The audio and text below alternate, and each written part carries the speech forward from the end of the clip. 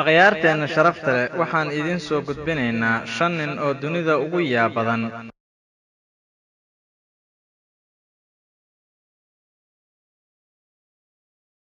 Waxaa ka mid ah 5 nin ee ugu yaabka badan dunida.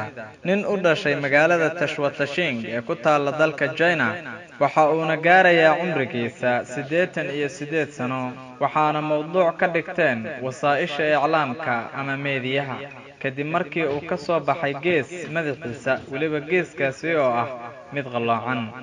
Waxaana ninku sheegay inuu soo korayay geeskani ka soo baxay madaxiisa. Dhaqaatiirtuna waxa ay ku sheegeen xaaladdiisa in uu ku dhacay xadgudub dhanka caafimaad la'aanta ah.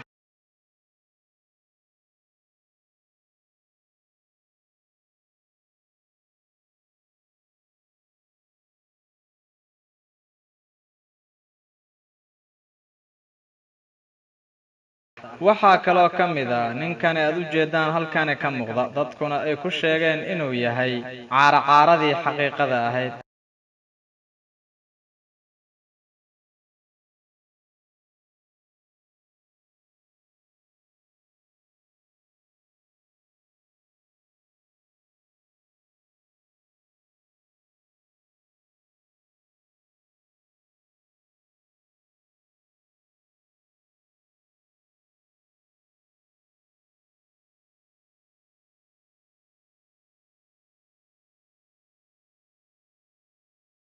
Waxaa ka mid ah ninka saddexaad oo halkan uga jeedaan.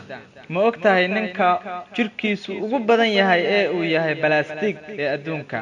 Waa ninkan Jerry Tyranner.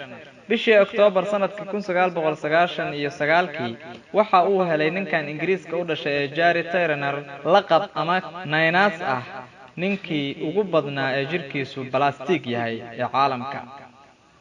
Jirkiisuna waa balaastig meesha ugu dambeeyay, wuxuuna awoodaa ninkani inuu jirkiisa sida balaastiga oo kale u jijiido. Subxaanallah.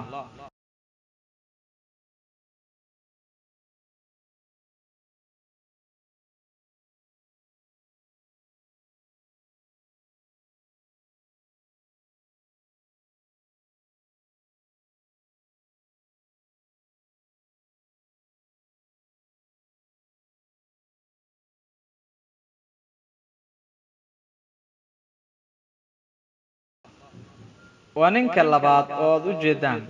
Uma baahna kan in la tilmaamo oo hortaada ayuu ka muuqdaa. Maxaa yeelay waa nin afkiisa sida uu rabo ka yeelayo, sida afkiisa oo kale aad moodo mid balaastig ah oo uu jijiidayo. Subxaanallah.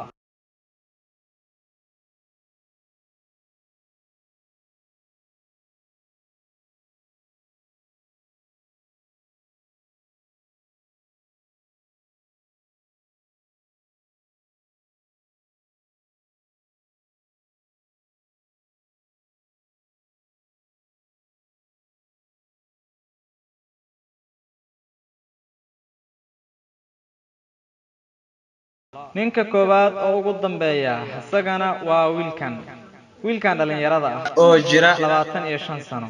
Waxa uu ka sheeganayaa marad dhanka jirka ah ama maqaarka oo naadir ah, kaasoo ka yeelay gacmihiisu in ay noqdaan sida taalada oo kale ama ay qallalaan. Haddana waxaa lagu daweynayaa isbitaalka magaalada Dhaka ee caasimadda waddanka Bangladesh. Waxaana ku dhacay wiilkan dhalinyarada ah fayras loo yaqaano bararka jirka,